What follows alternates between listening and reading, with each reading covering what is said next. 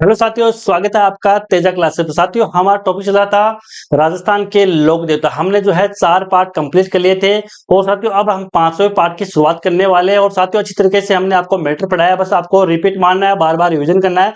Exam में कोई दिक्कत साथियों आपको नहीं होने वाली है। तो साथियों पार्ट नंबर 5 जो है वो हम देखने वाले हैं और महत्वपूर्ण साथियों हमने जो है लोक देवता कंप्लीट कर लिए है। और साथियों 2 पार्ट में हम इसको और कंप्लीट कर लेंगे, उसके बाद साथियों लोक देवता वाला टॉपिक आपका पूरा हो जाएगा। और साथियों इससे क्वेश्चन बाहर जाने की संभावना ना के बराबर है, बस आपको याद कर लेना जो भी पढ़ाया है, यहीं से साथियों आपके एग्जाम में क्वेश्चन बन जाएगा। तो साथियों यहाँ पर शुरुआत करते हैं। साथियों अब हम पढ़ने वाले साथियों यहाँ पर पन्नराज जी के बारे में। किन के बारे में साथियों? पन्नराज जी के बारे में। तो पन्नराज जी के बारे में साथियों हम अब इस वीडियो में देखने वाले हैं। तो यहाँ पर देखिए साथियों, हमने पहले भी आपको बताया था कि इंपोर्टेंट क्या है इस टॉपिक में। साथियों इंपोर्टेंट एक तो जन्म स्थल है, ये आपको इंपोर्टेंट होने वाला है। एक इनका वाहन क्या है, ये साथियों इंपोर्टेंट होने वाला है। 2 चीजें साथियों इंपोर्टेंट यहाँ पर होने वाली है। और जो भी साथियों इंपोर्टेंट चीजें है वो हम आपको लगातार साथ साथ में बता रहे हैं, ये साथियों आपको याद रखना है। आगे देखिए साथियों यहाँ पर इनका जो जन्म हुआ था वो नग्गा गांव जैसलमेर में हुआ था। कहाँ हुआ साथियों? नग्गा गांव जैसलमेर में। कहाँ हुआ साथियों? नग्गा गांव जैसलमेर में साथियों इनका जन्म हुआ था। किनका हुआ साथियों? पन्नराज जी का जो जन्म है वो नग्गा गांव जैसलमेर में हुआ था। ये साथियों आपको जन्म स्थल तो आपको याद रखने ही है, यानी कि जन्म स्थल तो आपको याद रखने, क्योंकि साथियों आजकल ये पैटर्न बन चुका है कि इधर लोक देवता का नाम होगा, उधर जो है जन्म स्थान का नाम होगा। इस तरीके के क्वेश्चन साथियों आ रहे हैं। आगे देखिए साथियों, मुख्य जो स्थल है इनका वो है पनराजसर जैसलमेर। कहाँ साथियों? पनराजसर। इनका जो मुख्य स्थल है साथियों वो है पनराजसर।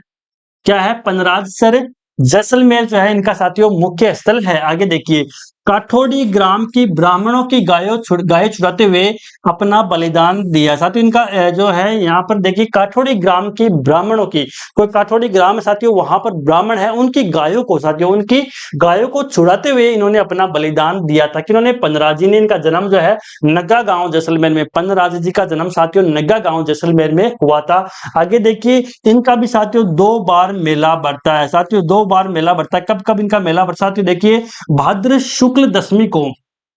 कब साथियों? भाद्र शुक्ल दशमी को इनका मेला बढ़ता है। और एक मेला है वो माघ शुक्ल दशमी को बढ़ता है। क्या बढ़ता है साथियों? माघ शुक्ल दशमी को इनका मेला बढ़ता है, यानी कि साल में 2 बार मेला बढ़ता है। एक तो भाद्र शुक्ल दशमी को मेला बढ़ता है, दूसरा होता है माघ शुक्ल दशमी को मेला बढ़ता है। तो साथियों इस तरीके से हमने पन्नराज जी के बारे में पढ़ लिया है। आपको नग्गा गांव जैसलमेर साथियों आपको क्या करना है?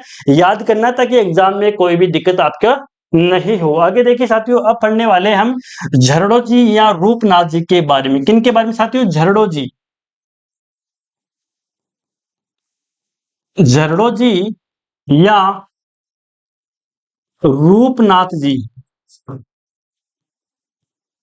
रूपनाथ जी के बारे में साथियों यहाँ पर हम पढ़ने वाले हैं। किन के बारे में साथियों? झरड़ो जी या रूपनाथ जी के बारे में हम जो यहाँ पर देखने वाले हैं।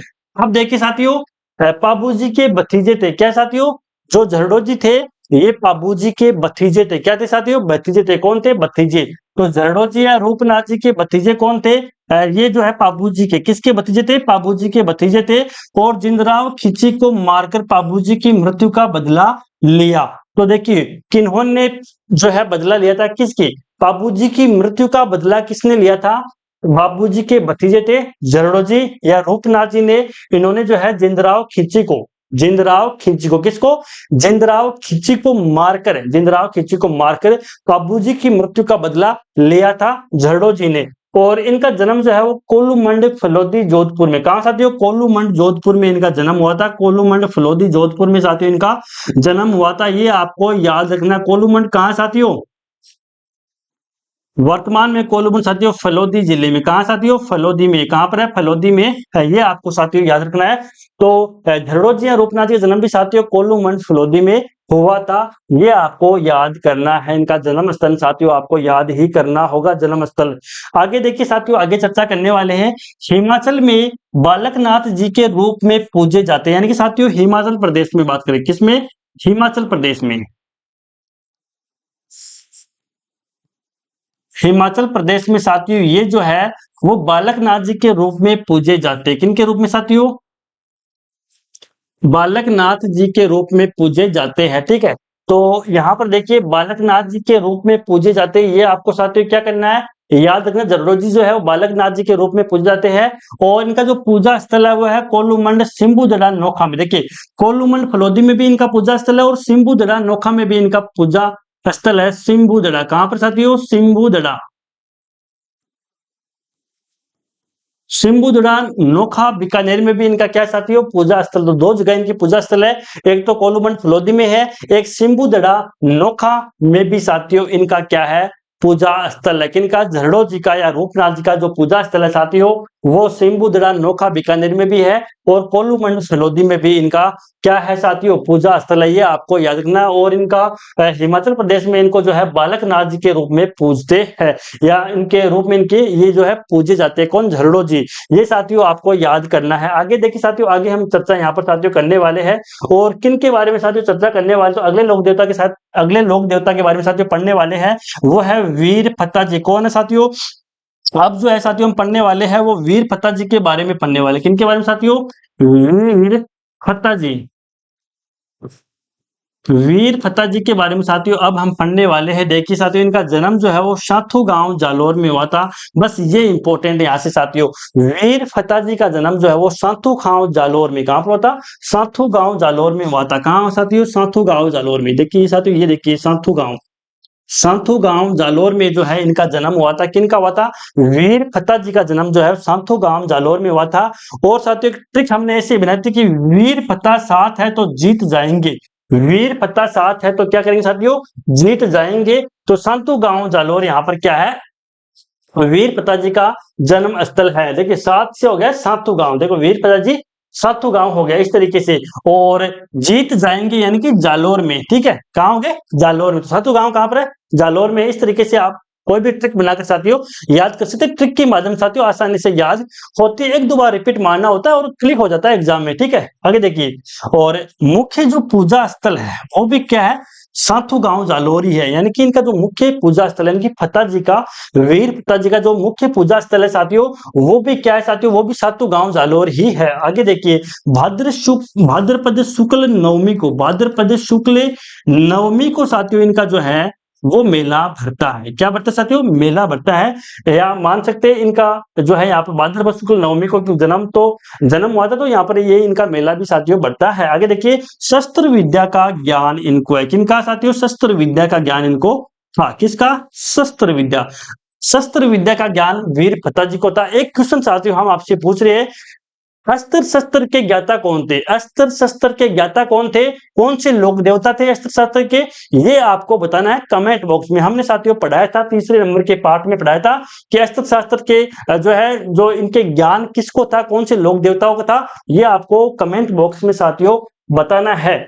आगे साथियों अब हम पढ़ने वाले हैं वीर बिग्गा जी के बारे में। किसके बारे में साथियों, वीर बिग्गा जी के बारे में साथियों हम यहाँ पर चर्चा करने वाले हैं। किन के बारे में साथियों, वीर बिग्गा जी,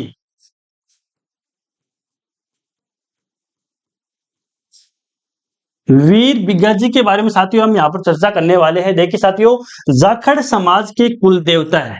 कौन से समाज के साथियों, जाखड़ समाज के, किसके समाज के साथियों, कौन समाज के, जाखड़ समाज के ये क्या है, कुल देवता है। तो वीर बिग्गा जी जो है वो जाखड़ समाज के क्या है साथियों, कुल देवता, क्या है साथियों, कुल देवता है जाखड़ समाज के। कौन है, वीर बिग्गा जी।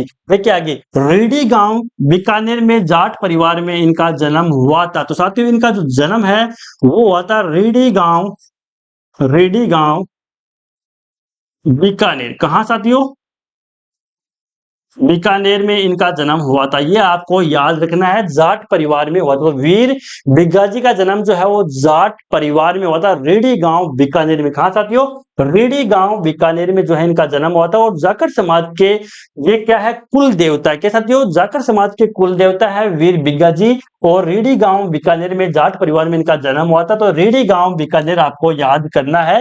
ये साथियों यहां से इंपॉर्टेंट क्वेश्चन है, रेडी गांव बीकानेर में वीर बिग्गा जी का क्या हुआ साथियों, जन्म हुआ था। आगे साथियों यहाँ पर चर्चा करने वाले हैं अगले लोक देवता के बारे में साथियों हम पढ़ने वाले हैं। तो यहाँ पर पढ़ेंगे आलम जी के बारे में। किन के बारे में साथियों, आलम जी के बारे में हम पढ़ने वाले हैं। आलम जी के बारे में साथियों हम अब देखने वाले हैं। और यहाँ पर देखिए साथियों, आलम जी का भोरा, भोरी मन्ना बाड़मेर। देखिए साथियों, आलम जी का जो धोरा धोरी मन्ना है वो बाड़मेर में, ठीक है। तो आलम जी का जन्म जो होता है वो कहाँ हुआ था साथियों? धोरा या धोरी मन्ना बाड़मेर में हुआ था। और घोड़ों का तीर्थ स्थल क्या है साथियों? धोरी मन्ना बाड़मेर में। प्रश्न आ सकता है कि घोड़ों का तीर्थ स्थल हुआ है धोरी मन्ना बाड़मेर। घोड़ों का तीर्थ स्थल कहाँ है? धोरी मन्ना बाड़मेर। तो घोड़ों का तीर्थ स्थल साथियों कहाँ पर है? वो है धोरी मन्ना बाड़मेर। कहाँ साथियों? धोरी मन्ना बाड़मेर में साथियों घोड़ों का क्या है? तीर्थ स्थल है। तो घोड़ों का तीर्थ स्थल कहाँ पर है? धोरी मन्ना बाड़मेर। यानी कि आलम जी का धोरा या धोरी मन्ना बाड़मेर में है। आलम जी का धोरा या धोरी मन्ना बाड़मेर में है, घोड़ों का तीर्थ स्थल है। और मूल नाम जो है इनका वो है जेतमलोत राठौड़। क्या है साथियों? जेतमलोत, जेतमलोत इनका मूल नाम है। तो किन का नाम है? आलम जी का मूल नाम है वो है जेतमलोत। क्या है साथियों? जेतमलोत राठौड़। जेतमलोत राठौड़ साथियों इनका क्या है? मूल नाम। जितने भी साथियों इंपॉर्टेंट फैक्ट है वो साथ साथ हम बता रहे हैं कि कौन से क्वेश्चन एग्जाम में आ सकते हैं। और साथियों इनका जो मेला है वो बढ़ता है, वो भाद्रपद शुक्ल द्वितीया को इनका मेला बढ़ता है। क्या बढ़ता है? भाद्रपद शुक्ल द्वितीया को इनका मेलम बढ़ता है, मेला बढ़ता है आलम जी का। और आलम जी का जो जन्म है वो धोरा धोरी मन्ना बाड़मेर में होता। और धोरी मन्ना घोड़ों का तीर्थ स्थल है।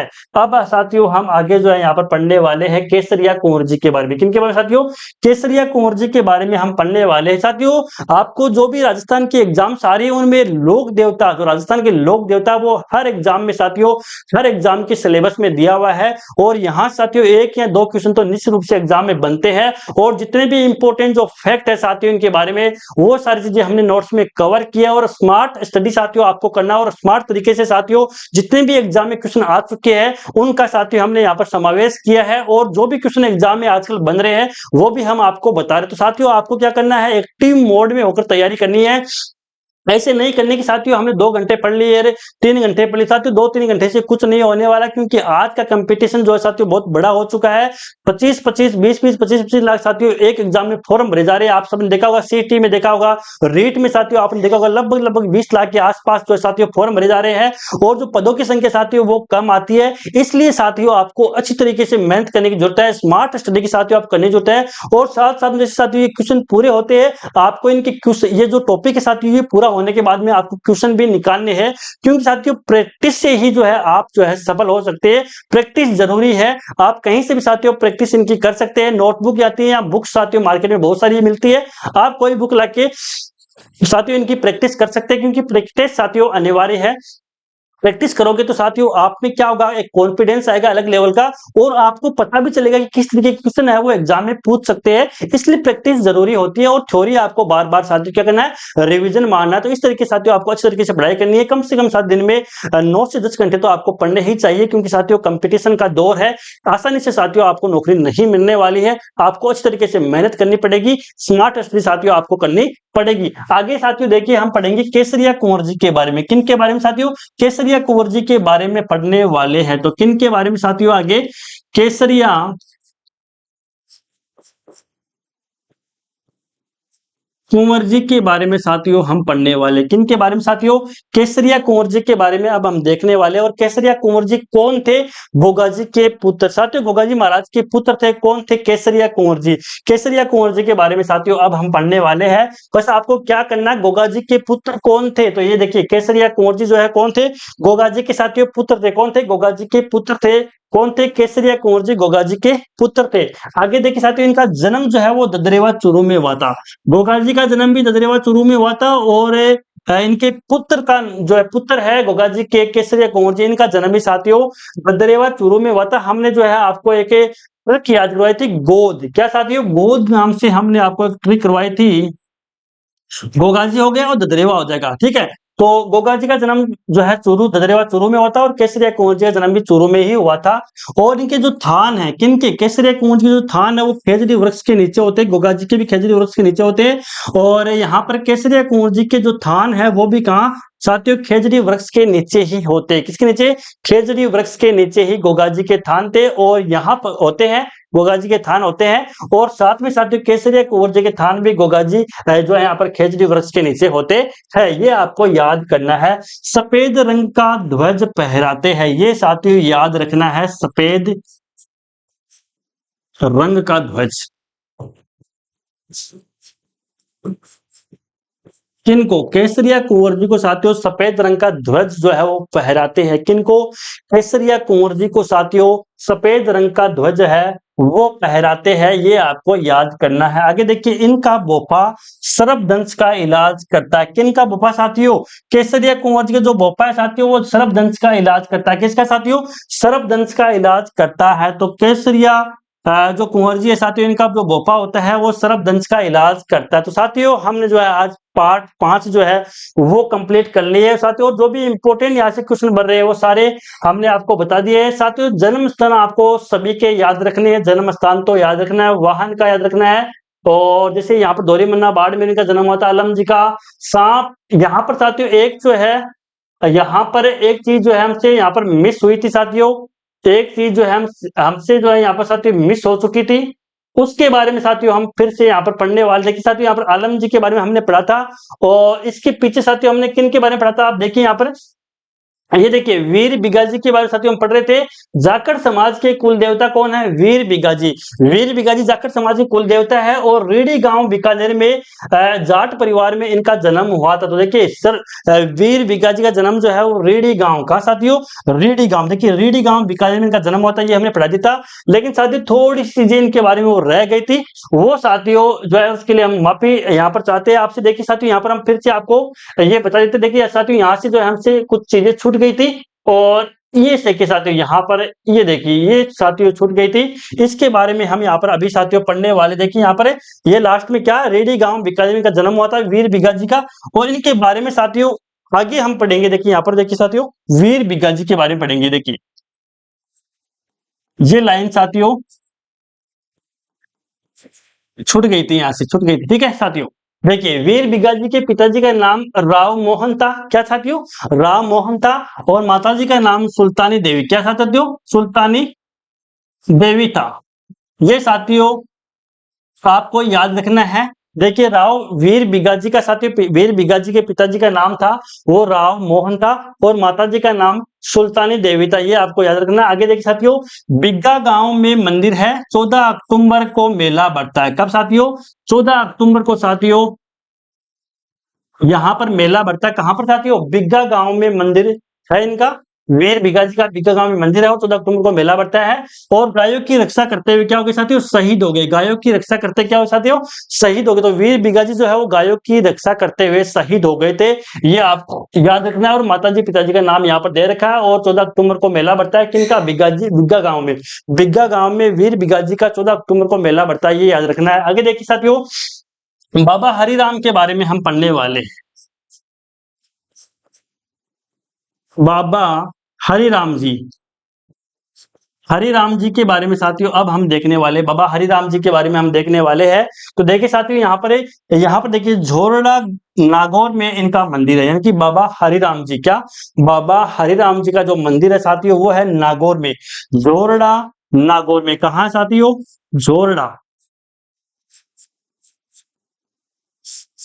झोरड़ा नागौर में इनका मंदिर। कहा साथियों? झोरड़ा नागौर में जो है बाबा हरिराम जी का क्या साथियों मंदिर है, तो झोरड़ा नागौर में इनका मंदिर है।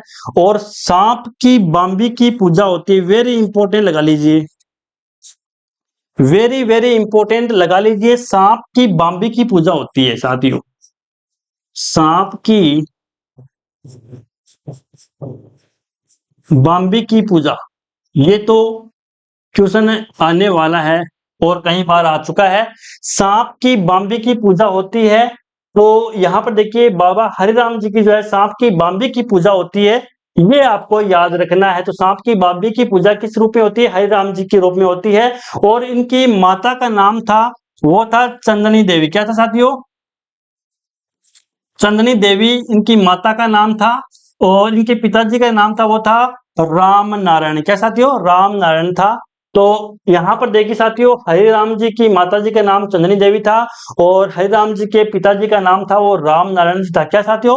राम नारायण जी था, ये आपको याद रखना। और सांप की बाम्बी की सांप की बाम्बी के रूप में पूजा होती है, वो होती है किन की होती है? बाबा हरिराम जी की जो होती है वो सांप की बाम्बी की पूजा होती है। आगे देखिए इनके गुरु का नाम जो था वो था भूरा। इनके गुरु का नाम क्या साथियों? भूरा नाम था इनके गुरु का नाम। किनके गुरु का नाम साथियों? बाबा हरिराम जी के गुरु का नाम क्या था? भूरा। क्या था साथियों? भूरा था। आगे देखिए, सर्पदंश का इलाज करते थे। देखिए साथियों, जिस व्यक्ति को सांप काट लेता था उसका इलाज साथियों कौन करते थे? बाबा हरिराम जी करते थे। और सांप की बाम्बी की पूजा होती है हरिराम जी। ये आपको इंपॉर्टेंट है, याद रखना, वेरी वेरी इंपॉर्टेंट है कि सांप की बाम्बी की पूजा किस रूप में होती है? तो बाबा हरिराम जी देखिए यहाँ पर संबंधित है। तो सांप की बाम्बी की पूजा हो गई। जोड़ा नागौर में इनका मंदिर है हरिराम जी का। ये सब साथियों आपको याद करने। तो इस तरीके साथियों हमने लोक देवता का जो है टॉपिक हम अब कंप्लीट कराने की कगार पर है।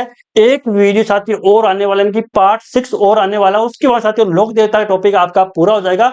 बस आपको साथियों बार बार पढ़ना और रिवीजन करना है, कोई दिक्कत साथियों नहीं आएगी। तब तक के लिए धन्यवाद।